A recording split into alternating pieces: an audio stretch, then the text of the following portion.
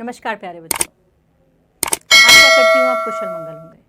मैं Jyotsna Chandigarh education department से आज के इस अध्याय में आपका साथ दूंगी। लाल किला, कुतुब मीनार, ताजमहल, सोमनाथ मंदिर, स्वर्ण मंदिर, कुछ आस्था की जगह, कुछ वीर गाथा की जगह, एक इंसान के अस्तित्व का प्रतीक है। एक शासक ने जब एक देश में शासन किया तो उनके दिमाग में क्या चल रहा था, वो किस तरह से दुनिया को दिखाना चाहते थे अपनी विजय गाथा को, इन सभी के बारे में आज हम बात करेंगे। आज के इस वीडियो में हम जानेंगे हमारे अतीत के बारे में, और पुस्तक का नाम भी वही है, हमारे अतीत भाग 2। अध्याय है 5वां और अध्याय का नाम है शासक और इमारतें। चलिए जानते हैं। भारतीय इतिहास कई राज्यों और साम्राज्यों के उत्थान और पतन से भरा है। वे भारत के पिछले इतिहास पर प्रकाश डालते हैं। ये स्मारक भारत के गौरव को प्रदर्शित करते हैं और हमारी सांस्कृतिक विरासत का हिस्सा हैं। भारत के लगभग सभी राज्यों में कुछ या अन्य महत्वपूर्ण ऐतिहासिक स्मारकों का दावा है। इसके महत्वपूर्ण ऐतिहासिक स्थानों की झलक पाने के लिए हजारों पर्यटक प्रतिवर्ष भारत आते हैं। ताजमहल दुनिया की सबसे प्रसिद्ध और खूबसूरत इमारतों में से एक है। ताजमहल का निर्माण शाहजहां ने अपनी पत्नी मुमताज महल के मकबरे के रूप में करवाया था। लाल किला भी उन्हीं स्मारकों में से एक है जो दिल्ली की शोभा बढ़ाते हैं। लाल किला भी मुगल सम्राट शाहजहां द्वारा ही बनाया गया।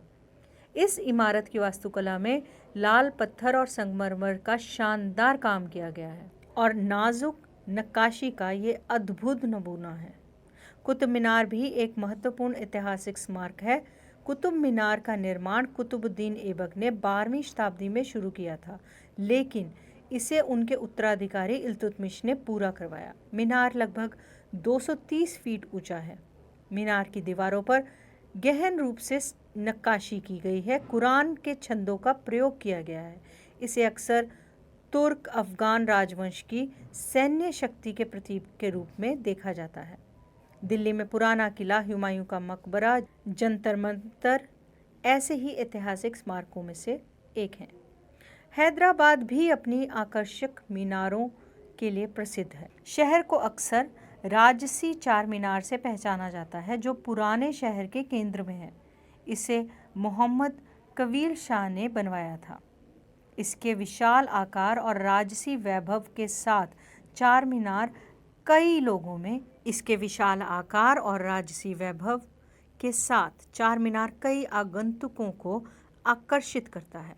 हैदराबाद में कई अन्य प्रसिद्ध स्मारक हैं, जिसमें से गोलकुंडा किला, कुतुबशाही राजाओं के पुरानी हवेलियां मुख्य रूप से लोगों के बीच काफ़ी जानी मानी जाती हैं। ऐसे कई स्मारक हैं जो न केवल ऐतिहासिक रूप से प्रसिद्ध हैं, बल्कि धार्मिक महत्व भी रखते हैं। पुरानी 12वीं शताब्दी में मंदिर के लिए जाना जाता जगन्नाथ, जो कि भगवान विष्णु के सम्मान में बनवाया गया। इसकी शुरुआत राजा चदगंगा और राजा अनंग भीम देव द्वारा की गई। यह एक बहुत ही विशाल मंदिर है। वहीं अमृतसर के स्वर्ण मंदिर को दरबार साहब के नाम से भी जाना जाता है। यह सिखों का एक महान तीर्थ है। गुरु अर्जन देव के प्रत्यक्ष नियंत्रण और देखरेख में पवित्र मंदिर का निर्माण पूरा हुआ था। प्रसिद्ध मुस्लिम दिव्य मेन मीर द्वारा इसकी आधारशिला रखी गई। गुरु का इरादा सभी जातियों के लोगों और धर्मों के लोगों के लिए मंदिर को खुला रखने का था, इसलिए इसे प्रत्येक दिशा में 4 दरवाजे दिए गए हैं। इसके चारों ओर एक तालाब है। महाराजा रंजीत सिंह के शासनकाल के दौरान मंदिर के निचले आधे हिस्से में संगमरमर का काम किया गया, जबकि पूरे ऊपरी आधे हिस्से में सोने की प्लेट अथवा तांबे से प्रवर्तित किया गया। इसीलिए इसे स्वर्ण मंदिर के रूप में भी जाना जाता है। कुछ अन्य धार्मिक स्मारक बद्रीनाथ मंदिर, दिलवाड़ा मंदिर, दक्षिणेश्वर मंदिर, कैलाशनाथ मंदिर, 7 शिवालय, कमल मंदिर, रामेश्वरम मंदिर ना ही सिर्फ भारतीयों के आस्था का प्रतीक है बल्कि हमारे देश को विश्व विख्यात भी बनाता है। ब्रिटिश काल में भी कुछ महत्वपूर्ण स्मारकों का निर्माण किया गया। इन स्मारकों का भारतीय इतिहास में अपना स्थान है। इंडिया गेट का निर्माण उन भारतीय सैनिकों की याद में किया गया जो प्रथम विश्व युद्ध में मारे गए थे। 1911 में पहली बार जब ब्रिटिश सम्राट किंग जॉर्ज V और क्वीन मैरी की यात्रा हुई तो गेटवे ऑफ इंडिया का निर्माण किया गया। अंग्रेजों द्वारा निर्मित कई अन्य स्मारक भी हैं, जिनमें से राष्ट्रपति भवन, संसद भवन और विक्टोरिया मेमोरियल मुख्य हैं। इन स्मारकों को दुनिया भर के लाखों पर्यटक हर साल देखने आते हैं। चलिए बात करते हैं अभियांत्रिकी कौशल तथा निर्माण कार्य की। स्मारकों से हमें उनके निर्माण के प्रयुक्त शिल्प विज्ञान का भी पता चलता है। छत का ही उदाहरण लीजिए। हम 4 दीवारों के आर पार लकड़ी की शहतीरों अथवा एक पत्थर की पटिया रखकर छत बना सकते हैं, लेकिन यह कार्य उस समय बहुत कठिन हो जाता है जब हम एक विस्तृत अधिरचना वाले विशाल कक्ष का निर्माण करते हैं। इसके लिए अधिक परिष्कृत कौशल की ज़रूरत होती है। 7वीं और 10वीं शताब्दी के मध्य वास्तुकार भवनों में और अधिक दरवाजे, खिड़कियां बनाने लगे थे। छत, दरवाजे और खिड़कियां अभी भी 2 ऊर्ध्वाधर खंभों के आर पार एक अनुप्रस्थ शहतीर रखकर बनाए जाते थे। वास्तुकला की यह शैली अनुप्रस्थ टोडा निर्माण कहलाई जाती थी। 8वीं से 13वीं शताब्दी के बीच मंदिरों, मस्जिदों, मकबरों तथा सीढ़ीदार कुओं, जिन्हें बावली भी कहा जाता था, उनसे जुड़े भवनों के निर्माण में इस शैली का प्रयोग हुआ। 11वीं शताब्दी के प्रारंभ में मंदिर निर्माण। आपकी पुस्तक में तीसरे चित्र में शिव की स्तुति में बनाए गए कंदरिया महादेव मंदिर का निर्माण चंदेल राजवंश के राजा धंगदेव द्वारा 999 में किया गया था। मंदिर की योजना एक अलंकृत द्वार से इसके प्रवेश भाग और मुख्य सभा भवन, जिसे महामंडप कहा जाता था, जहां नृत्य का आयोजन होता था, वहां तक पहुंचा जाता था। प्रमुख देवता की मूर्ति मुख्य मंदिर गर्भगृह में रखी जाती थी। धार्मिक अनुष्ठान इसी जगह संपन्न किए जाते थे तथा इनमें केवल राजा, उनका निकटतम परिवार तथा पुरोहित एकत्रित होते थे। खजुराहो समूह में राजकीय मंदिर सम्मिलित थे तथा सामान्य जनमानस को जाने की अनुमति नहीं थी। ये मंदिर सुपरिष्कृत उत्कीर्णित मूर्तियों से अलंकृत थे। तंजौर के राजा राजेश्वर मंदिर का शिखर उस समय के मंदिरों में सबसे ऊंचा था। इसका निर्माण करना आसान नहीं था क्योंकि उन दिनों कोई क्रेन नहीं थी। शिखर के शीर्ष तक 90 टन का पत्थर ले जाना इतना भारी होता था कि उसे व्यक्ति अपने आप उठाकर नहीं ले जा सकते थे। इसलिए इस काम के लिए वास्तुकला ने मंदिर के शीर्ष तक पहुंचने के लिए चढ़ाईदार रास्ता बनवाया। रोलरों द्वारा भारी पत्थरों को इस रास्ते से ऊपर ले जाया गया। इस काम के लिए 4 किलोमीटर से ज़्यादा लंबा पथ तैयार किया गया, जिससे चढ़ाई बहुत खड़ी ना हो। मंदिर बन जाने के बाद इसे गिरा दिया गया, लेकिन उस क्षेत्र के लोगों ने मंदिर निर्माण के अनुभव को काफ़ी लंबे समय तक याद किया। आज भी मंदिर के पास के एक गांव को चारूपल्लम कहा जाता है, जिसका शाब्दिक अर्थ है चढ़ाईदार रास्ते का गांव। 12वीं शताब्दी में 2 प्रौद्योगिकीय एवं शैलीय संबंधी परिवर्तन दिखाई दिए। पहला, दरवाजों और खिड़कियों के ऊपर की अधिरचना का भार कभी कभी मेहराबों पर डाल दिया जाता था। वास्तुकला का यह चापाकार रूप था।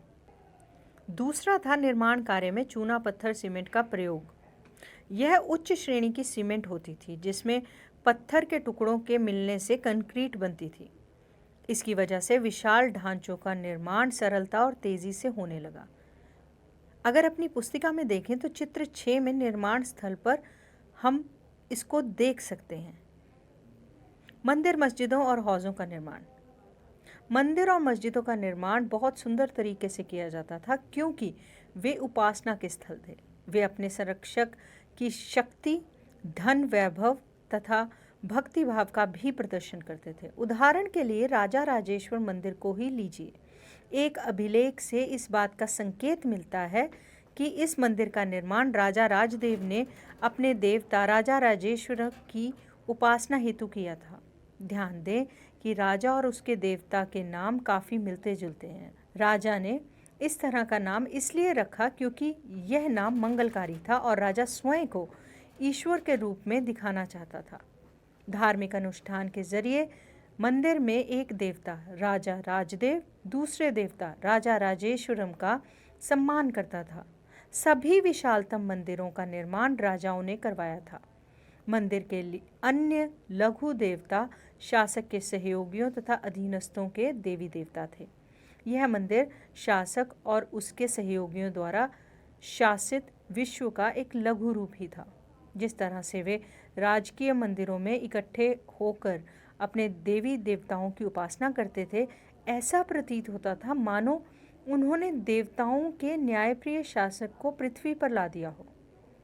मुसलमान सुल्तान तथा बादशाह स्वयं को भगवान के अवतार होने का दावा तो नहीं करते थे, किंतु फारसी दरबारी इतिहासों ने सुल्तान का वर्णन अल्लाह की परछाई के रूप में किया। दिल्ली की एक मस्जिद के अभिलेख से पता चलता है कि अल्लाह ने अलाउद्दीन को शासक इसलिए चुना था क्योंकि उसमें अतीत के महान विधिकर्ताओं मूसा और सुलेमान की विशिष्टताएं मौजूद थी। सबसे महान विधिकर्ता और वास्तुकार अल्लाह स्वयं था। उसने अवस्था को दूर करके विश्व का सृजन किया तथा एक व्यवस्था और संतुलन कायम किया। सत्ता में आने पर प्रत्येक राजवंश के राजा ने शासक होने के अपने नैतिक अधिकार पर जोर डाला। उपासना के स्थानों के निर्माण ने शासकों को ईश्वर के साथ अपने घनिष्ठ संबंधों की उद्घोषणा करने का मौका दिया। ऐसी उद्घोषणाएं तेजी से बदलती राजनीति के संदर्भ में महत्व ग्रहण कर लेती थी। शासकों ने विद्वान तथा धर्मनिष्ठ व्यक्तियों को भी आश्रय प्रदान किया और अपनी राजधानियों तथा नगरों को महत्वपूर्ण सांस्कृतिक केंद्रों के रूप में परिवर्तित किया। अब जानते हैं मंदिरों को क्यों नष्ट किया गया। राजा मंदिरों का निर्माण अपनी शक्ति, धन संपदा और ईश्वर के प्रति निष्ठा के प्रदर्शन हेतु करते थे। ऐसे में यह बात आश्चर्यजनक नहीं थी कि जब उन्होंने एक दूसरे के राज्यों पर आक्रमण किया तो उन्होंने प्राय ऐसी इमारतों पर निशाना क्यों साधा। 9वीं शताब्दी के आरंभ में जब पांड्या राजा श्रीमर श्रीवल्लभ ने श्रीलंका पर आक्रमण कर राजा सेन प्रथम 831 से 851 तक जिन्होंने राज्य किया उसको पराजित किया, उसके विषय में बौद्ध भिक्षु व इतिहासकार धम्मकित्ती ने लिखा है कि सारी बहुमूल्य चीज़ें वह ले गया, रतन, महल में रखी स्वर्ण की बनी बुद्ध की प्रतिमा और विभिन्न मठों में रखी सोने की प्रतिमाएं। सिंहली शासक के आत्म अभिमान को इससे जो आघात लगा था उसका बदला लिया जाना स्वाभाविक था। अगले सिंहली शासक सेन द्वितीय ने अपने सेनापति को पांड्य की राजधानी मदुरई पर आक्रमण करने का आदेश दिया। बौद्ध इतिहासकार ने लिखा है कि इस अभियान में बुद्ध की स्वर्ण मूर्ति को ढूंढ निकालने तथा वापस लाने हेतु महत्वपूर्ण प्रयास किए गए। इसी तरह 11वीं शताब्दी के आरंभ में जब चोल राजा राजेंद्र प्रथम ने अपनी राजधानी में शिव मंदिर का निर्माण करवाया तो उसने पराजित शासकों के जब्त की गई उत्कृष्ट प्रतिमाओं से इसे भर दिया। एक अधूरी सूची में निम्न चीजें सम्मिलित हैं: चालुक्यों से प्राप्त एक सूर्य पीठिका, एक गणेश मूर्ति तथा दुर्गा की कई मूर्तियां, पूर्वी चालुक्यों से प्राप्त एक नंदी मूर्ति, उड़ीसा के कलिंग से प्राप्त भैरव तथा भैरवी की मूर्ति और बंगाल के पालों से प्राप्त काली की मूर्ति। गजनी का सुल्तान महमूद राजेंद्र प्रथम का समकालीन था। भारत में अपने अभियानों के दौरान उसने पराजित राजाओं के मंदिरों को अपवित्र किया तथा उनके धन और मूर्तियों को लूट लिया। उस समय सुल्तान महमूद कोई बहुत महत्वपूर्ण शासक नहीं था, लेकिन मंदिरों को नष्ट करके, खास तौर से सोमनाथ मंदिर को, उसने एक महान इस्लामी योद्धा के रूप में श्रेय प्राप्त करने का प्रयास किया। मध्ययुगीन राजनीतिक संस्कृति में ज्यादातर शासक अपने राजनीतिक बल व सैनिक सफलता का प्रदर्शन पराजित शासकों के उपासना स्थलों पर आक्रमण करके और उन्हें लूट कर करते थे। इसी के साथ आते हैं बाग, मकबरे और किले। मुगलों के अधीन वास्तुकला और अधिक जटिल हो गई थी। बाबर, हुमायूं, अकबर, जहांगीर और विशेष रूप से शाहजहां साहित्य कला और वास्तुकला में व्यक्तिगत रुचि लेते थे। अपनी आत्मकथा में बाबर ने औपचारिक बागों की योजनाओं और उनके बारे में रुचि का वर्णन किया है। अक्सर ये बाग दीवार से घिरे होते थे तथा कृत्रिम नहरों द्वारा 4 भागों में विभाजित आयताकार अहाते में स्थित थे। औपचारिक बागों की योजनाओं और उनके बनने तथा खाका तैयार करने में बाबर ने अपनी रुचि का वर्णन किया है। 4 समान हिस्सों में बटे होने के कारण ये 4 बाग कहलाते थे। 4 बाग बनाने की परंपरा अकबर के समय से शुरू हुई। कुछ सर्वाधिक सुंदर 4 बागों को कश्मीर, आगरा और दिल्ली में जहांगीर और शाहजहां ने बनवाया था। शाहजहां के शासनकाल के दौरान मुगल वास्तुकला के विभिन्न तत्व एक विशाल सद्भावपूर्ण संश्लेषण में मिला दिए गए। शाहजहां के शासन में अनवरत निर्माण कार्य चलते रहे, विशेष रूप से आगरा और दिल्ली में। सार्वजनिक और व्यक्तिगत सभा हेतु समारोह कक्षों की योजना बहुत सावधानी पूर्वक बनाई जाती थी। एक विशाल आंगन में स्थित ये दरबार चिहिल सुतून अथवा 40 खंभों के सभा भवन भी कहलाते थे। शाहजहां ने दिल्ली के लाल किले के अपने नवनिर्मित दरबार में राजकीय न्याय और शाही दरबार के अंत संबंध पर बहुत बल दिया। बादशाह के सिंहासन के पीछे पित्रादूरा के जड़ाऊ काम की एक श्रृंखला बनाई गई, जिसमें पौराणिक यूनानी देवता ऑर्फियस को वीणा बजाते हुए चित्रित किया गया था। ऐसा माना जाता था कि ऑर्फियस का संगीत आक्रामक जानवरों को भी शांत कर देता था और वो शांति में एक दूसरे के साथ रहते थे। शाहजहां के शासन के आरंभिक वर्षों में शाहजहां की राजधानी आगरा थी। इस शहर में विशिष्ट वर्गों ने अपने घरों का निर्माण यमुना नदी के तटों पर करवाया था। इनका निर्माण 4 बाग की रचना के ही समान औपचारिक बागों के बीच में हुआ था। 4 बाग की योजना के अंतर्गत ही अन्य तरह के बाग भी बनाए गए थे, जिन्हें इतिहासकार नदी तट बाग कहते थे। इस तरह के बाग में निवास स्थान 4 बाग के बीच में स्थित ना होकर नदी तटों के पास बाग के बिल्कुल किनारे पर होता था। शाहजहां ने अपने शासन की भव्यतम वास्तुकलात्मक उपलब्धि ताजमहल के नक्शे में नदी तट बाग की योजना अपनाई। यहाँ सफेद संगमरमर का मकबरा नदी तट के एक चबूतरे पर तथा बाग इसके दक्षिण में बनाया गया। नदी पर सभी अभिजातों की पहुंच पर नियंत्रण हेतु शाहजहां ने वास्तुकलात्मक रूप को विकसित किया। दिल्ली के शाहजहानाबाद में उसने जो नया शहर निर्मित किया, उसमें शाही महल नदी पर स्थित था। केवल विशिष्ट कृपा प्राप्त अभिजातों जैसे उसके बड़े बेटे दारा को ही नदी तक पहुंचने की इजाजत मिलती थी। अन्य सभी को अपने घरों का निर्माण यमुना नदी से दूर शहर में करवाना पड़ता था। क्षेत्र व साम्राज्य। 8वीं व 18वीं शताब्दी के बीच एक निर्माण संबंधी गतिविधियों में बढ़ोतरी हुई, तो विभिन्न क्षेत्रों के बीच विचारों का भी पर्याप्त आदान प्रदान हुआ। एक क्षेत्र की परंपराएं दूसरे क्षेत्र द्वारा अपनाई गई। उदाहरण के लिए विजयनगर में राजाओं की गजशालाओं पर बीजापुर और गोलकुंडा जैसी आसपास की सल्तनतों की वास्तुकलात्मक शैली का बहुत प्रभाव पड़ा। मथुरा के निकट स्थित वृंदावन में बने मंदिरों की वास्तुकलात्मक शैली फतेहपुर सीकरी के मुगल महलों से बहुत मिलती जुलती थी। मुगल शासक अपने भवनों के निर्माण में क्षेत्रीय वास्तुकलात्मक शैली अपनाने के लिए विशेष रूप से दक्ष थे। उदाहरण के लिए बंगाल में स्थानीय शासकों ने छप्पर की झोपड़ी के समान दिखने वाली छत का निर्माण करवाया।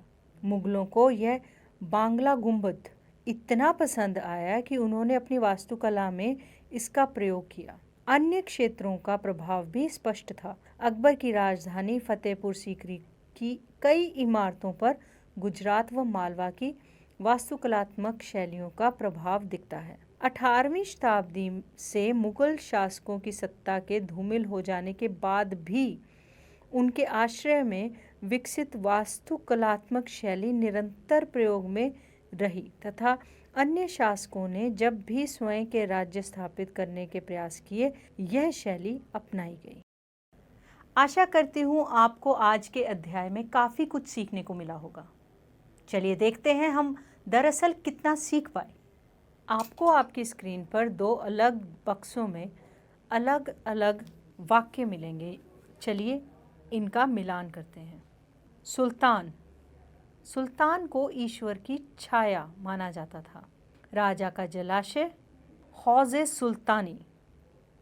8 परेड, बिहिश्त। चलिए आगे बढ़ते हैं।